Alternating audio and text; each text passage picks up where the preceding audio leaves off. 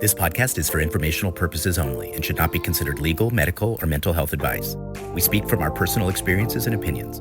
The views expressed are solely those of the individual speaker and are not intended to malign any group, club, organization, or business. Content note. We invited a small audience to listen to the live recording of the following podcast, and some people reported being emotionally triggered during the conversation. You will hear stories of abuse. Some of them may be triggering. When people hear about sensitive topics, there are a variety of possible reactions. All of them are valid. We invite you to be sensitive to your own reaction and to pause and take your time, even speak with a trusted person if it's upsetting to you. We ourselves are processing our own reactions, which we could not do in the moment. We invite everyone to give themselves grace as they confront the line for themselves.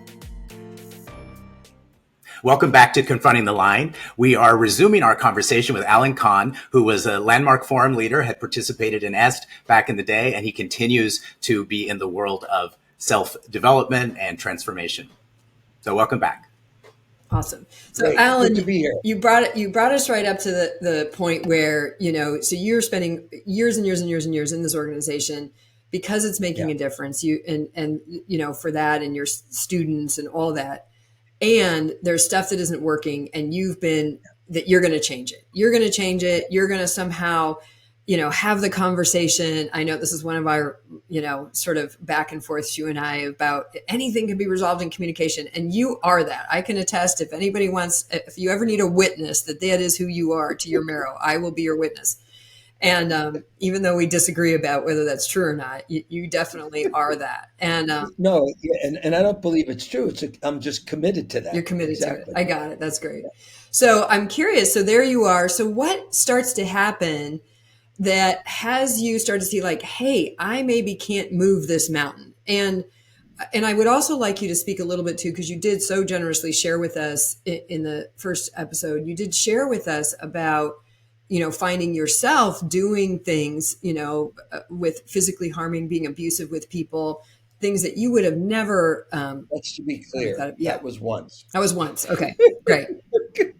And never happened again. Never happened again. So that was a physical thing. But you knew that it was a culture, because you and I have talked about this a little bit, but you knew that there was a culture of, what we now would term as verbal abuse, emotional, there is a kind of in the staff culture. That's the only place I'm willing to go on record saying it was pretty persistent. When I'm at forum leader days and Werner is showing the training for Navy SEALs as if that's an image and a message that we should be exposed to. And here I am, a guy who turned in his draft card and doesn't believe that war is the answer. I went, this guy's values and my values, they're really different. But I didn't go, they're just different.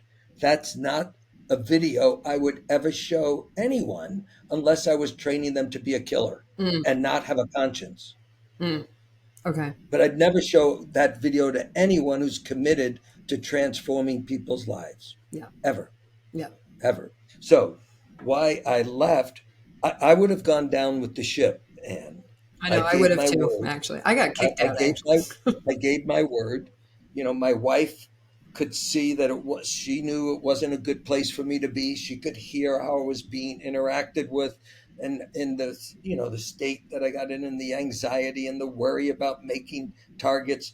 And unfortunately, I'd been a very successful center manager and centers division director.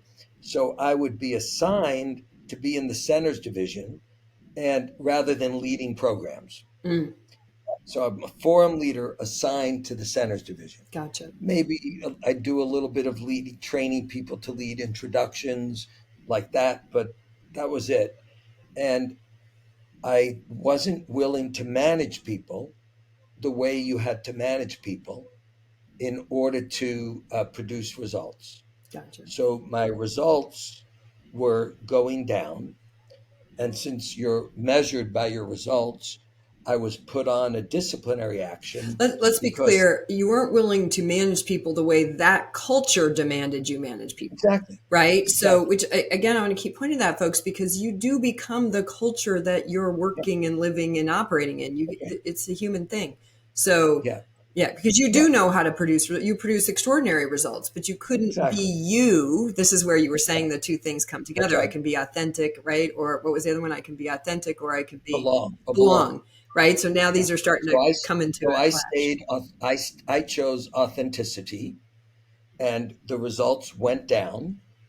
There was a team that didn't get, as a centers division director, you're managing the center manager who's managing the staff, but I'm being managed like, why isn't the team in Tel Aviv full? Right. You better intervene. Right. So I missed enough targets that I was put on a warning, and then a written warning, and then probation because of my results, allegedly, as a centers division director.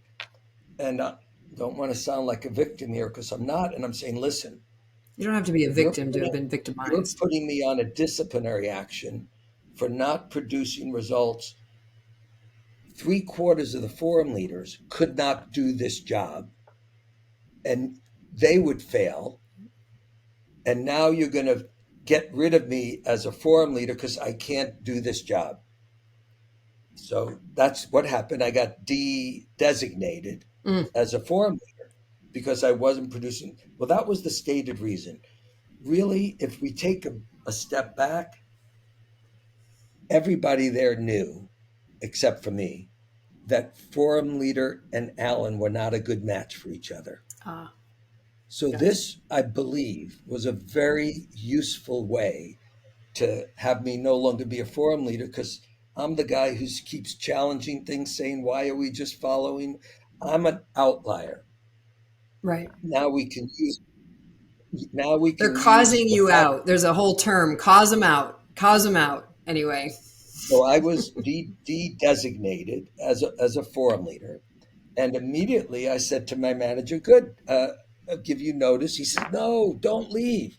I said, what do you mean? I was just de-designated because I'm not performing. And this is the wacky world that sometimes happens in Landmark. And he said, no, that was just a forum leader issue. Your only problem was you didn't replace your center managers quickly enough. Now that you have those new center managers, everything's going great. You should stay. I said, I would never want it to be a centers division director. I wanted to be a forum leader. So no. And I stayed another year only because it took him that long to find someone to do the job. And what year was that, by the way? When are we? I got de-designated in 2013, and I left September of 2014. So, I mean, who stays a year? I was still committed. I wasn't going to. I want, even to this day, I want them to succeed. Yeah. Period. Ann and I may differ here, but I'm not sure. But I want them to succeed. I want them to learn from every mistake that they've made and be a great success.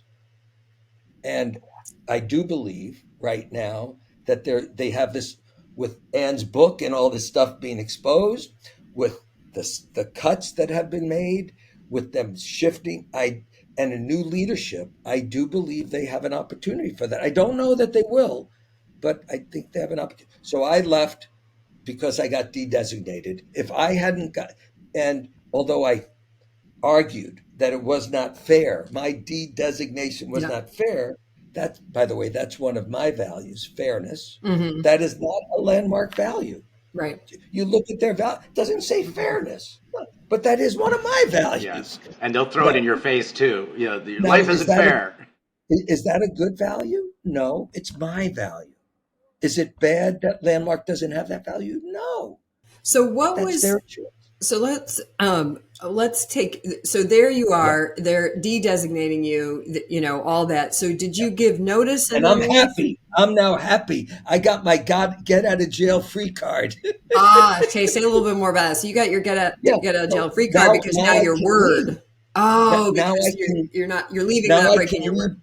Now I can leave with integrity. Right. Because I'm not breaking my word. I never gave my word to work there forever. I gave my word to be a forum leader, and they took it away. Yeah. And I wrote them a letter, by the way, a year later. I wrote a letter to the people who took it away. I said, listen, I don't think it was fair. I still don't, but it was the right decision. And I'm so glad you made it because I am doing so much better. You're probably doing better without me. So thank you, thank you, thank you.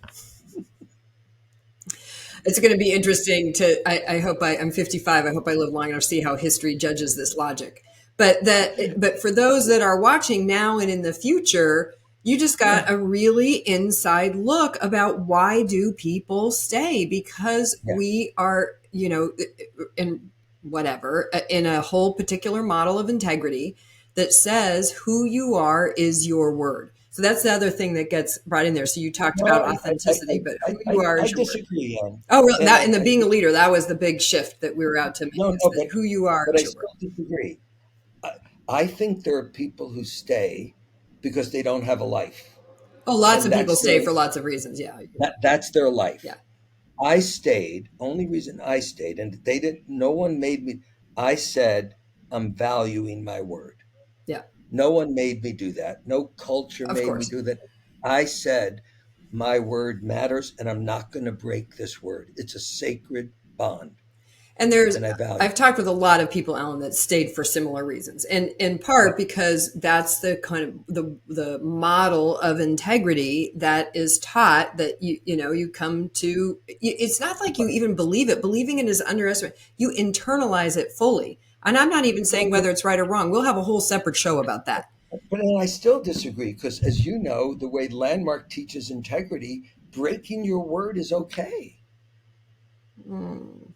Kind of. That's right there in the document. If you read the document, right there in the integrity document, breaking your word doesn't mean doing what you said. Integrity doesn't mean you never revoke your promise. Right. You can revoke a promise. Yeah. So I could have done that, and there were forum leaders who did that. Yeah. I just, for whatever reason, I wasn't willing to do that. Gotcha. Not because it's a virtue, not because anyone made me. I wasn't willing to do that. Okay, but I still find it, I gotcha. I'm clear. And I find it also interesting and actually, I mean, I left kind of in a sort of similar-ish sort of kind of way. I went from being staff to an employee. When they did my probation and Brian looks at, they're all trying to figure out why I'm not being successful. And finally they asked Brian at the head of the table, he's been reading a paper and they were like, and this is the designated wisdom course leaders. And we're all lovely people, and getting processed in the wisdom area was a kind experience. It wasn't brutal in any way. It was just, hours of, well, what's happening that Ann's not producing, and anyway, finally Brian looks up and he goes, they said, well, Brian, what do you think he's going to weigh? And he goes, well, of course she's not producing. She's taking on 5 times as much accountability as the rest of you, and you guys aren't producing either. So what's the problem? Like, why are you even talking to her? Now I'm like a bawling thing in the corner because I'm taking this all on myself, right? So anyway, I walked into my manager's office and I said, okay, take me off staff. I'll be an employee. I'll finish out this year. And if you want me to continue, we'll talk about that. And don't ever speak to me about probation ever again. If you got to handle that with the higher ups, you do that. But I'm no longer, as of right now, this minute, I'm done. But it still took me 4 or 5 years before I left. And then I did ultimately leave. And I said in my resignation letter, I said, I'm trying to produce a result in a system that has no support to produce that result. Like, you're asking me to be 100% responsible for something without the tools to do it. And I have been unable to resolve that. And there was a handful of other reasons, but that was kind of the primary one. And I'm leaving. Yeah. Then I went on to host the Being a Leader course, as we all know. But that whole kind of thing. So we leave. And then what was like after? Because it's such a thing, right? Like, yeah. So I'm in Israel because I was responsible for Israel, and I know I'm going to be leaving. And I went, wow, I'm 63 years old.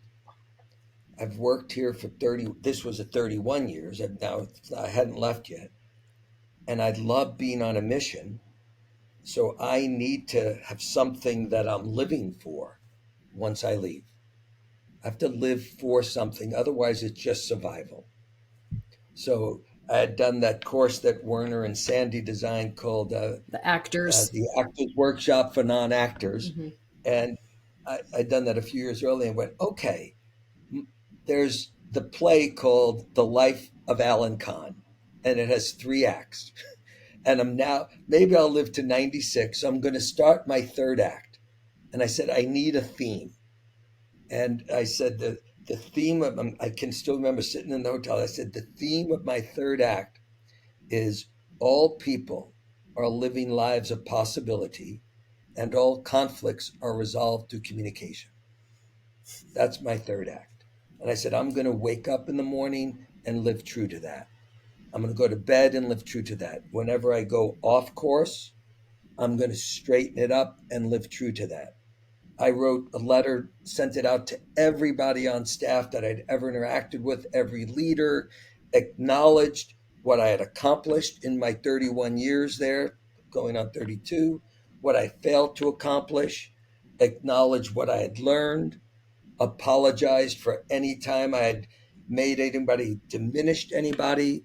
And I left so complete, Anne, that it was like, you talk about people leave and they need to recover. And I was at 32 years. There was nothing to recover from. Nothing. Right. I was a better human being when I left than I was when I got there. I said, I'm going to take 4 months and do nothing. I didn't do nothing. I started connecting with people. I did a 10-day silent meditation retreat. And all of a sudden, a coaching practice started. I bought a domain name, alancahn.com. I never created a website, but all of a sudden, a coaching practice, a consulting practice starts to arise. And again, I was committed and still am committed to living with integrity. And I told Harry the conditions that agreements I was going to follow once I left, which were different than all the ones I had signed. And he agreed, and I've honored them ever since. Yeah.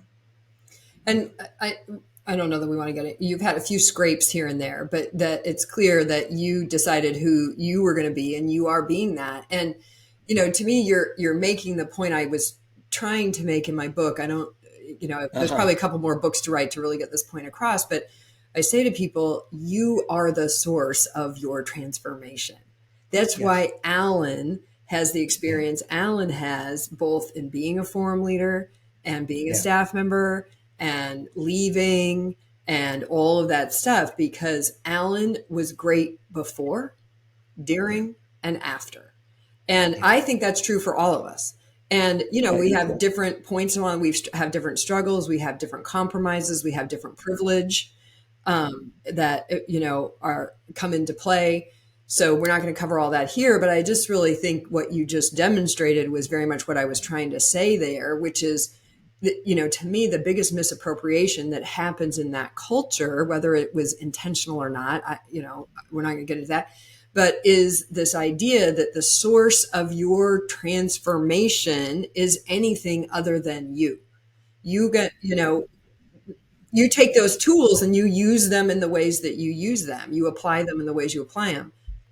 Yeah. So I think it's a little more complicated. Of course. I think there's grace. There's grace, meeting someone who can make a difference, you meet someone who makes a profound difference in your life. Yes, you allowed them to do it, but you didn't make sure they showed up. How come they showed up when they showed up and you were there for them to show up? Yeah.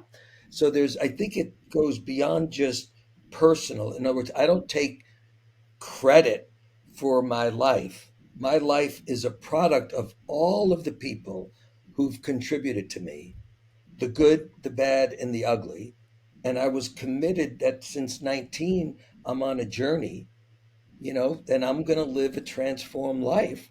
So I'm going to take the bullshit that comes my way, the good things that come my way, the great things, and hopefully turn it into something useful. Yeah. Yeah. But I don't say I'm the... But you're the saying. You're what I'm speaking to, whether source is the right word or not. But you're the saying that is saying that. I think we should stay away from the word source. Yeah, we should. Misused. That's right. A little bit too much. Right. Well, and that's part of Mark and I can talk about tomato sauce, but I think that's the only sauce we ought to talk about. That's right.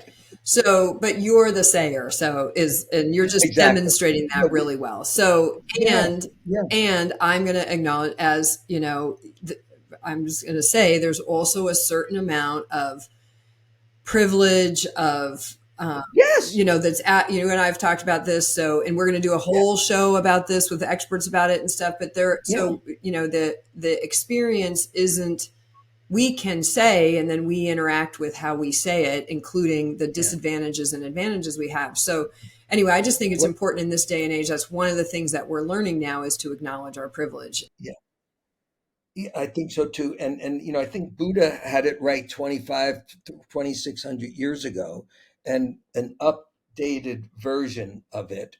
This is not what Buddha said, but if you're going to produce sustained change, let's call transformation sustained change that keeps expanding, you need to, one, have a desire. It can't be someone's making you. You got to have a desire, a wanting, a commitment. Yeah. You need to have practices, things that you will do or not do. And you need to have an environment that supports you taking those practices. I don't think anybody does this on their own. So they got to have an environment, got to have practices that work, and if they don't work, get new ones, and a continued desire. Yeah. I had a thought about something you shared, which I think it bears really underlining. A lot of people have no idea that Landmark Forum leaders can be put into any role within the organization other than just being up front leading the Landmark Forum. And when I was in that conversation for being a Landmark Forum leader, I was kind of taken aback when they told me that. They said, look, at any point we might take you and move you into Minneapolis and you're going to run that center, or we'll put you in, Tel Aviv or wherever. And it was really quite confronting to me, thinking, well, my whole life might be upended and I might not even be leading the forum. Right. So you sharing that with people makes it's really interesting, that you could end up taking on other accountabilities other than simply being with people one-on-one and on Friday, Saturday, and Sunday night. Yeah. Now they did come up with something called Leaders of the Landmark Forum, which was different than, and I don't know if they still have it, which was different than Landmark Forum Leader. So the forum, little background, this is the cult-like part. So when I became a forum leader, I gave my word to honor Werner's word as my own. And Werner, in the moment of designating me, said, this isn't a good deal. You're giving up your word to honor my word. He said, it's kind of Faustian. You could be selling your soul. Really think about this before you do it. And I'm in front of all the other forum leaders and me with my big mouth. They say, well, Werner, if it's not a good idea, why are you doing it this way? Why don't you set it up differently? And he looks at me and he says, well, Alan, if I could figure out another way to do it, I would. But this is the only way I know how to do it to produce the result. I don't know that was a truthful answer, by the way, because it's very convenient when you're running an organization where people aren't being paid enough money and you want everybody to follow. To have that sort of obedience is a very convenient thing to build in. This is the book I actually started to write, and then my publisher convinced me I had to write this one first, is How to Not Be a Cult Leader. And I think we'll take that experience apart in that book, Alan. So, right? Yeah. Good example. Yeah. Okay. So here's a question that came in from the audience. For Alan, what is your biggest proud moment and what is your biggest regret moment out of your participation?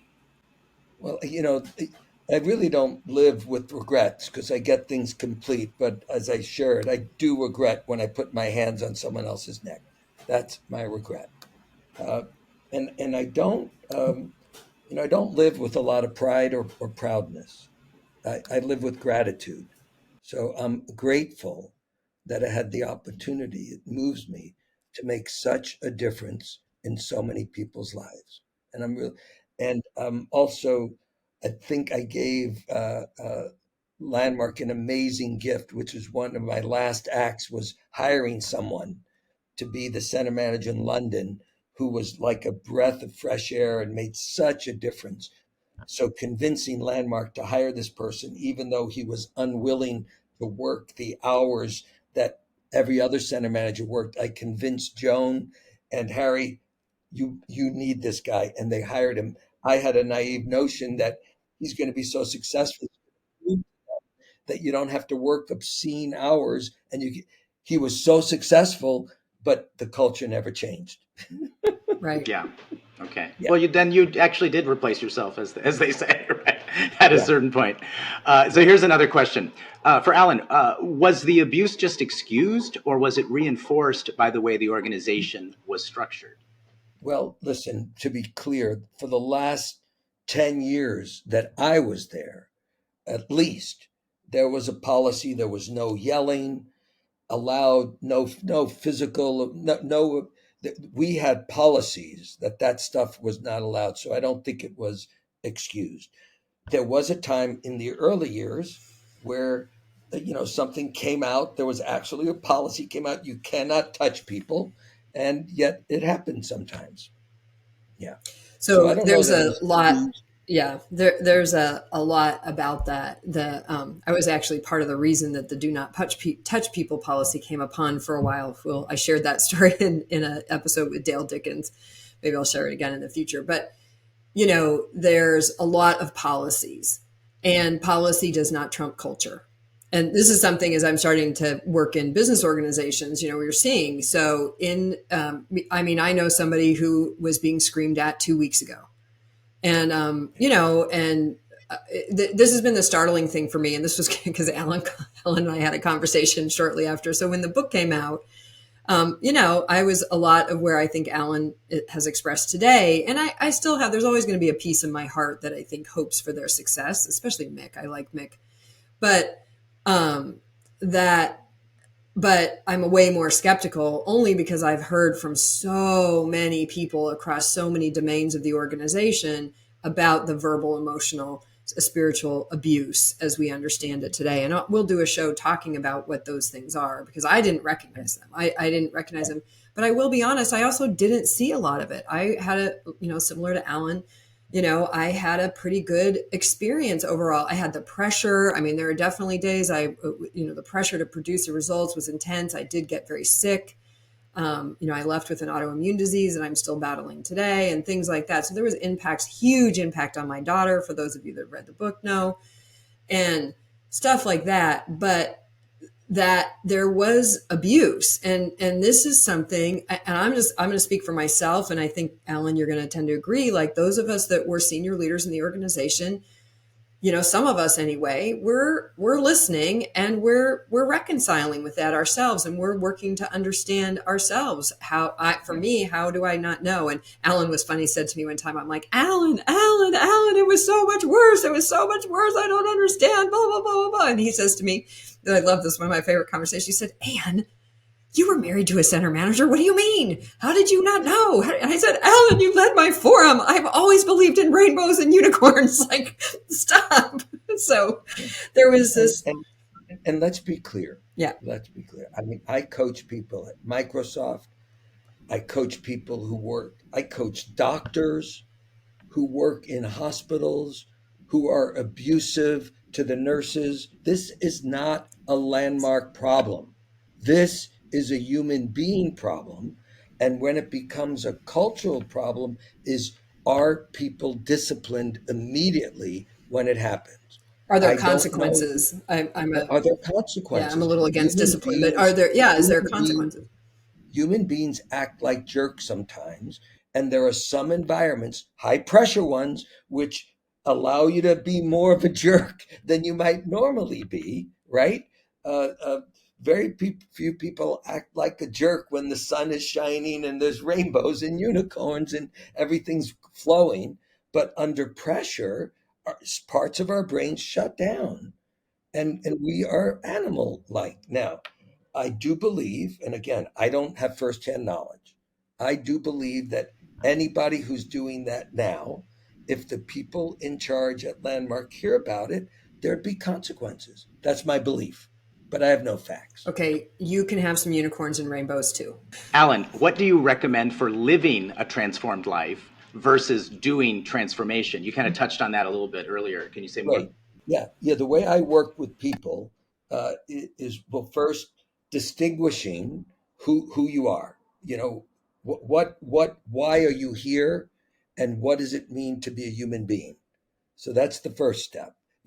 Is a human being someone who just has feelings and thoughts, or is a human being someone who can invent futures, invent possibilities, and live true to them? So what I do with people is help them, and help organizations and help teams identify and name their purpose. And the purpose is always going to be the difference that they're going to make in other people's lives, the customers' lives, the employees' lives. The purpose is never about you. It's about the contribution you're going to make. And then get committed to living a life of contribution and do the inner work to everything that goes against that in your, the wiring you acquired or got, by DNA or by bad parenting is healed. Do some inner work where you're healing those wounds. There's a saying I didn't make up, but I love it. If you don't heal your wounds, you'll bleed on everyone around you. And there are people who are walking around wounded. And unfortunately, some of them are in positions of authority, and they're getting to bleed on a whole lot of people. And it's only because they're not healed.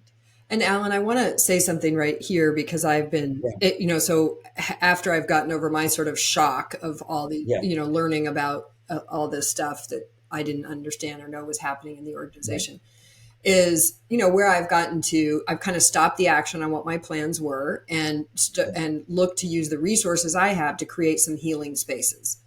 And so we have a Facebook group where people can talk. We have regular Zooms where people can talk and be heard, that have guidelines, and so that's a safe space for people. And then we've also started a recovery group for people who have been in high control environments. Because like you said, it's not just a Landmark thing. I have to speak to Landmark because that's my direct experience. That's where I just spent 26, almost 30 years of my own life.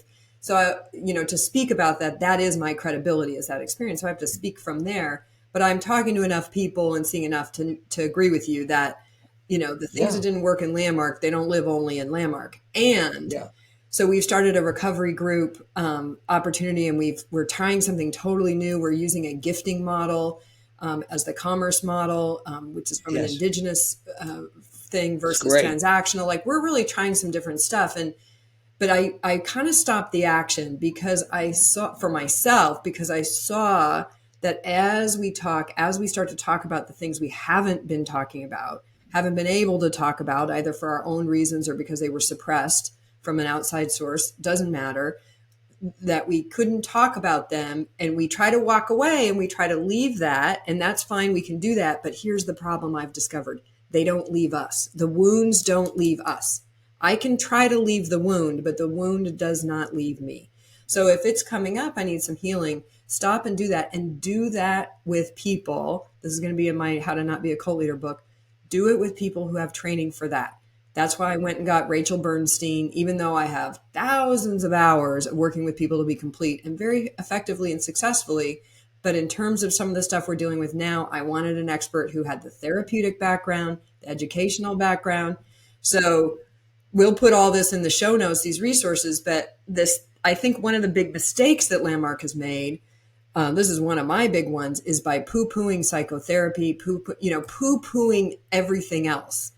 I think Landmark's success could be in holding its own lane. Do what it does, do that, honor and respect all the others that do that. Where I've gotten the most out of my Landmark is actually since I left, and I'm doing all this other work. And then the tools that I got there are actually even more useful in some cases, because I now have all these other tools that I can also bring to bear, or I have even some of the same stuff from different directions. So that's that thing you were saying about open up to, we don't have the answer here. We have some good questions, but we don't have the answer. And, you can open and process things. But if you're finding yourself feeling like you need healing, don't hesitate to get that. And we're working hard to support making that as available as possible. Because there's something I want to say about culture. So, I coached people at Microsoft, senior people. And 10 years ago, they had a CEO named Steve Ballmer, who could be a raving lunatic. And people who worked at Microsoft, many of them talked about it, that it was cult-like. You had to believe this way. You worked long hours. Now they got paid a lot more money than people who work at Landmark, but there were long hours, the demands and demands. They didn't have a life. Satya Nadella came in 10 years ago and he said, I'm going to change the culture. And he said, anybody who's a manager, anybody, you're going to be evaluated on 3 points and 3 points only, not your productivity. But if you're a manager, do the people on your team experience that you care about them? That's number one. Number two, are you coaching people rather than instructing them and telling them or threatening them? Are you coaching them? And number three, do you embody the 3 Microsoft values: respect, integrity, and I don't know what the third one was. That company it's taken a long time. The stock price has gone from 24 to 400. People love working there and the culture has shifted, but it had to start at the top. Mm-hmm. I've gone into enough companies where the person at the top wants you to fix everybody else, but they're not going to change. So it started at the top. And, so cultures can change. And that's a big organization. Yeah. Anne, that's why I have hope for Landmark. I got it. I have a little hope too. I'll confess. I'm pretty skeptical now, but I do have a little hope. If you get the right person at the top, it can shift something. I actually had my coach told me the other day, if I stop getting angry, if I stop being hurt and I stop having hope, that's when she'll be worried. Because I called her and I'm like, I don't want to be this angry. Oh, she goes, I'd be more worried if you weren't angry, given what you're hearing, right? And that's, I'm glad you said it, because, I led an inquiry with a bunch of Israelis a few weeks ago on hope. Because, the time we were at Landmark, hope was a dirty word. Right. But hope is not a dirty word. And I don't know that they still think it. Without hope, human beings die. I mean, I learned this in my daughter's journey. Hope is can be a precursor to action. Yeah.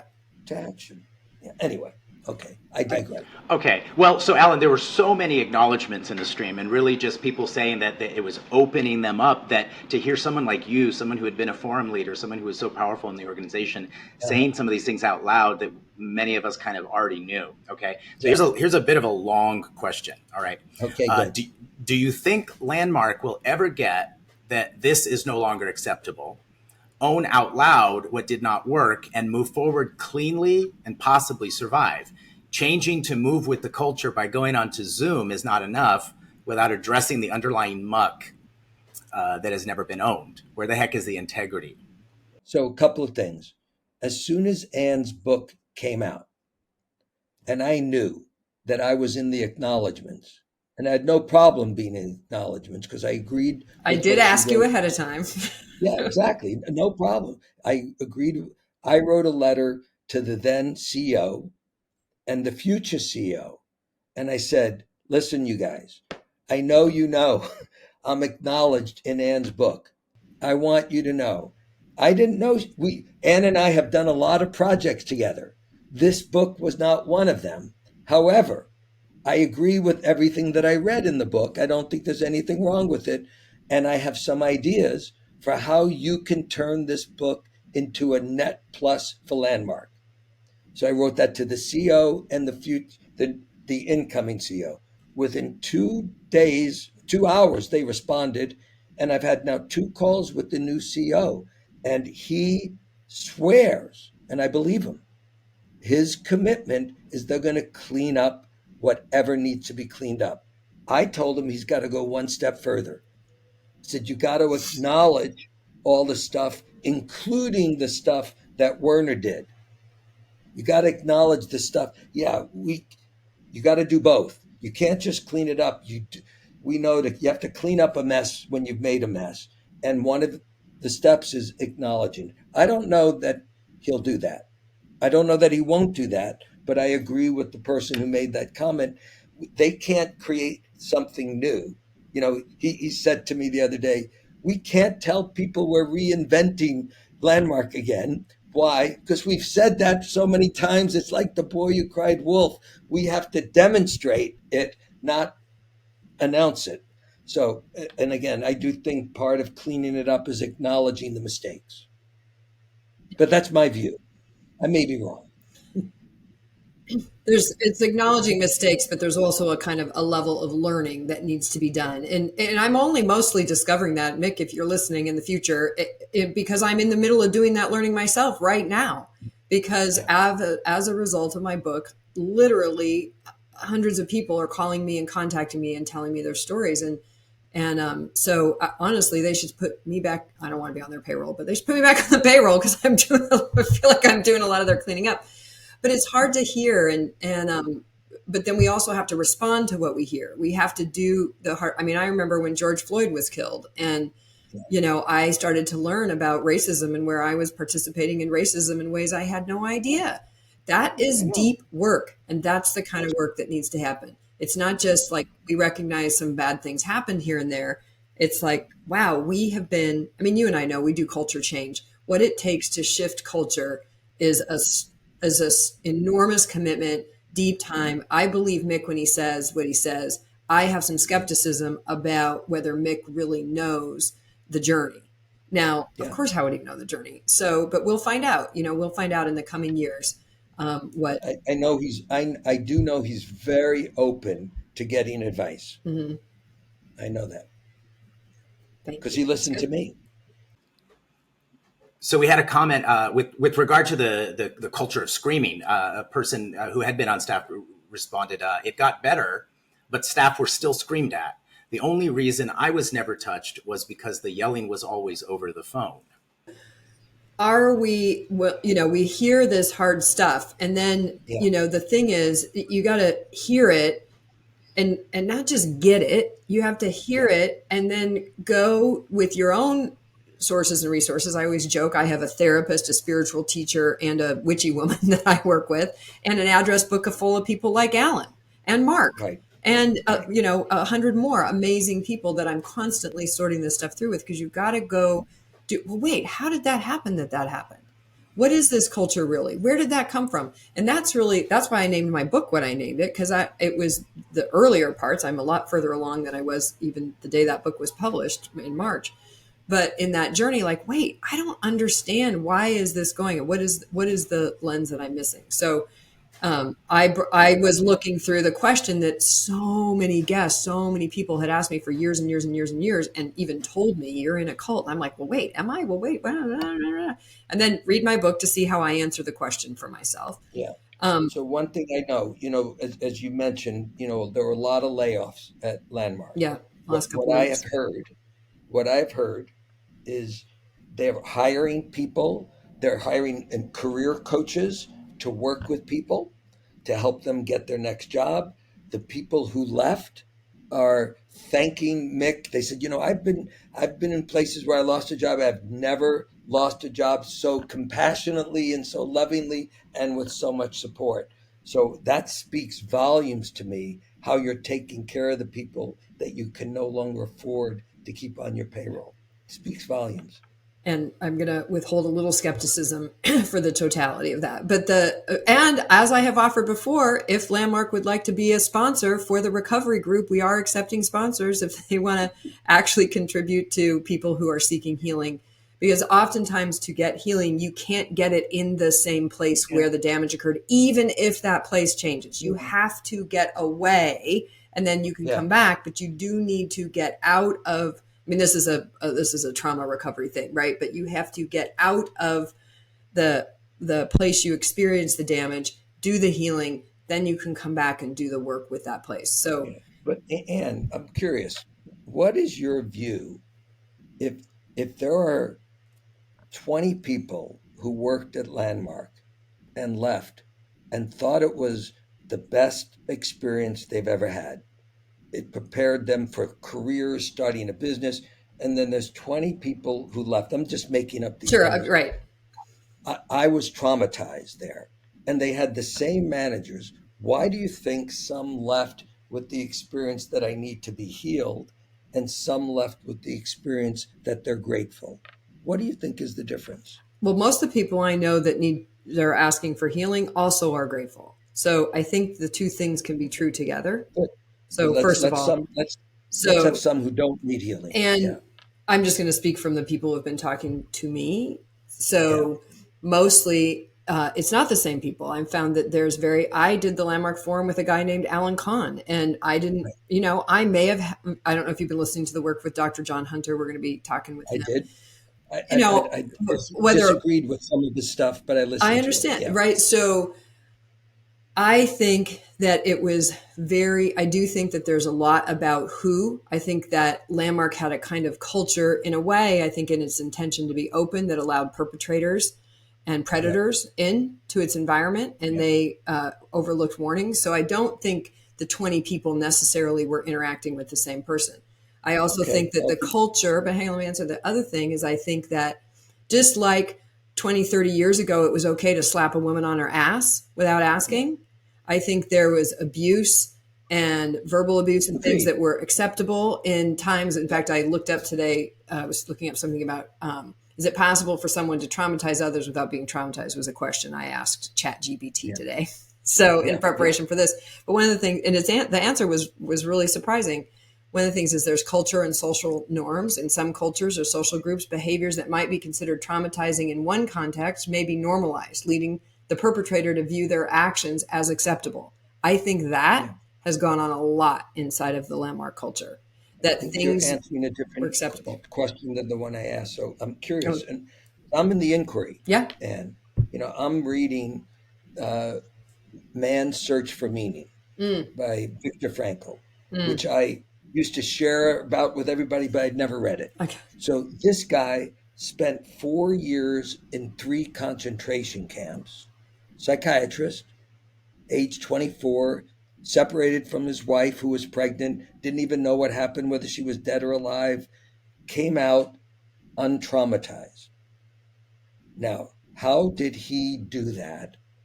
And he says he could tell. In the book, he says, I could tell within the first few months which new inmates were going to survive and which weren't. And it had nothing to do with their physical strength. It had to do with how they were relating to the circumstances, period. So I don't think I'm an anomaly. I don't think I'm special. I was yelled at. I was verbally abused. I was underpaid, whatever I was, worked 80 hours a week, and I came out whole and complete. And I'm not the only one. I'm curious. Why do you think some come out one way and some come out another? I don't have an answer to that. I wouldn't say I've even done the work or I'm qualified to answer that in that sense. But I do think that people, whatever their experience is, whether it is traumatized or not traumatized, deserves to be honored, respected, heard, and interacted with in whatever ways they're acting it.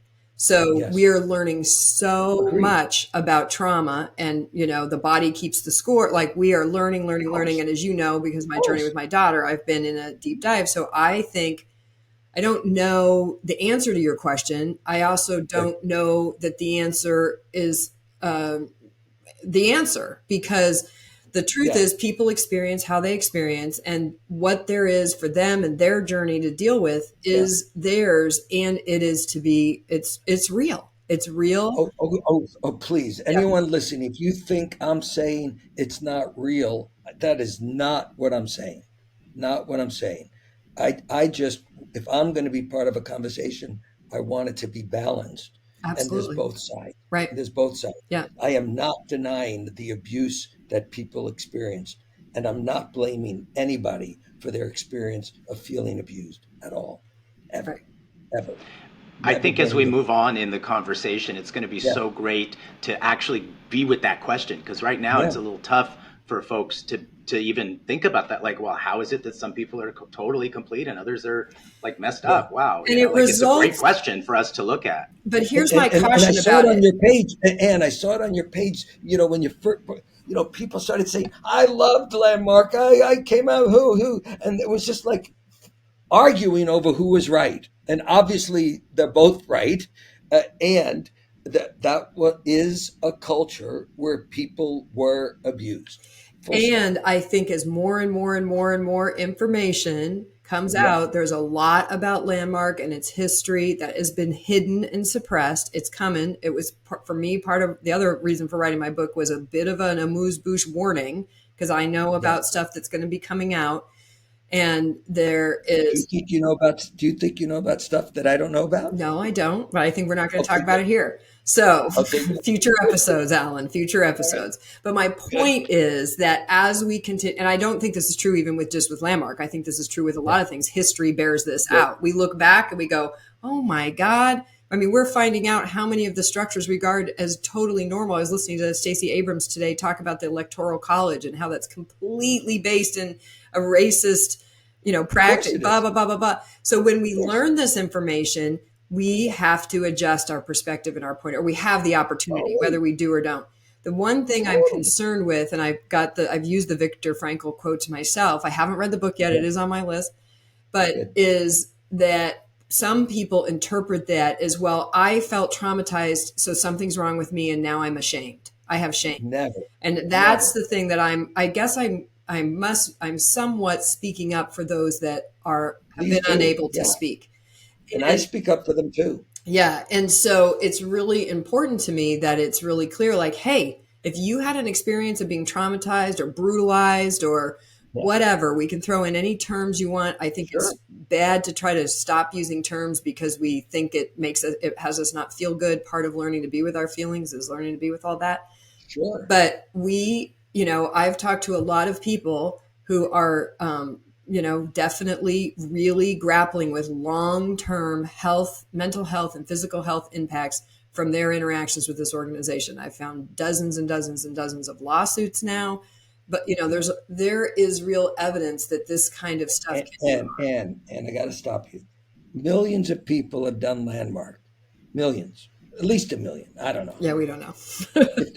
They say 3.5 million in the last press thing that I saw when they. And we know that could be a seminar. It could be. We have no idea. Yeah. Over 1 million people have done the S training and the 4. Over 1 million for sure. And there are people who had certain experiences. That is not. I was around for 32 years. That is not the majority of the people who come out of Landmark's programs with an experience that they were traumatized. Just not. That's right. And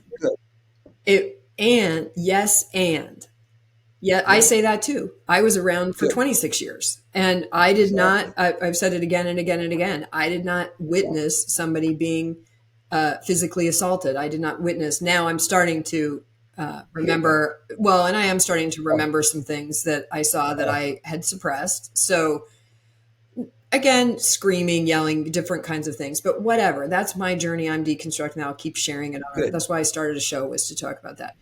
But that does not excuse, and that is how it gets heard by many, not by all, but even 1, 2, 5, 10, 20. How many is okay? Not very many. And I don't even think that's the most useful part. The more useful part is, what can we learn from the dark side? What can we learn from what went wrong? And we cannot learn if we continue to suppress the freedom to talk about it, which often has gotten covered in the Landmark culture but there was so much possibility. That's how I covered it myself. I know for a fact that Mick wants to hear about what's not working because he asked me to tell him. So, and anyone else. So I know that for a fact. There's nothing Mick he said these words and a few weeks ago. If there's anything we did or we're still doing that's harming people, I want to know about it. And I believe him. I know. And Harry said the same thing a number of times. I believe him too. I don't know that he's prepared to do what there is to do. And he's welcome to call me anytime. Mick has my number too. I'm happy to share with him this stuff. I've been advised by legal counsel not to contact myself, but doesn't mean I wouldn't respond. But what do you see as really kind of the most important next step for the world of self-help, human personal development? So 2 things. One is for everyone who's been typing things in the chat, I haven't been looking at the chat, but I just put my email address in the chat.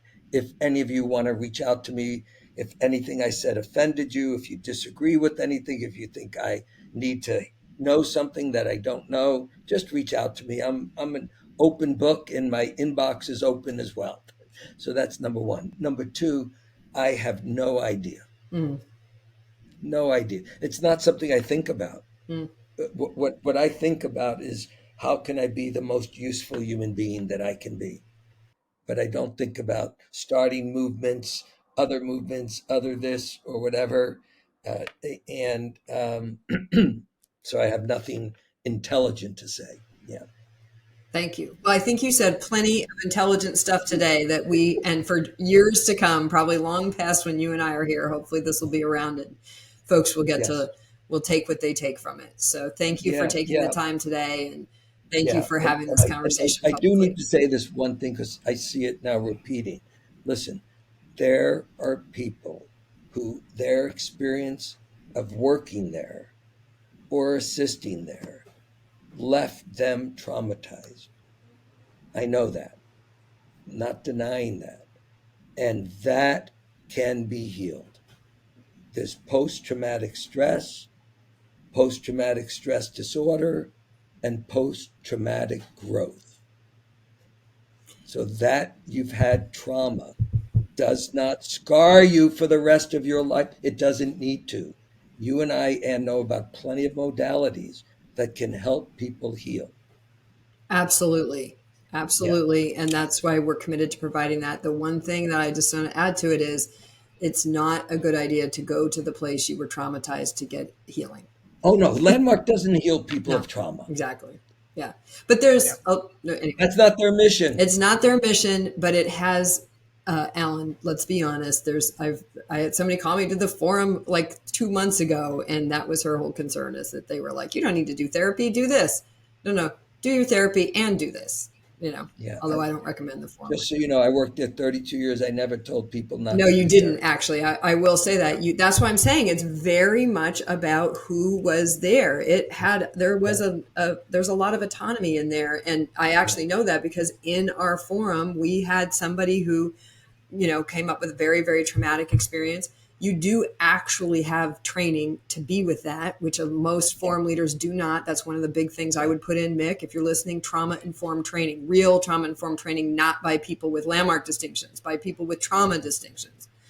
And I would advise them, if Mick's looking for advice, there's an amazing course called Whiteness at Work for all of us white people to discover our unconscious biases or our conscious biases and start correcting. It would be a great thing for everyone there to do. It's not to avoid a lawsuit, but just to make you a better leader and a better person. Yeah. Thank you so much for being here, and we really appreciate your work. Why don't you say your contact that you'd like people to contact you with, whether it's your email or your social media handle? Yeah, well, Alan at alancahn.com. That'll work. And I'll put it in the show notes. Great. Excellent. Thank you so much. Thank you. Thanks, everybody.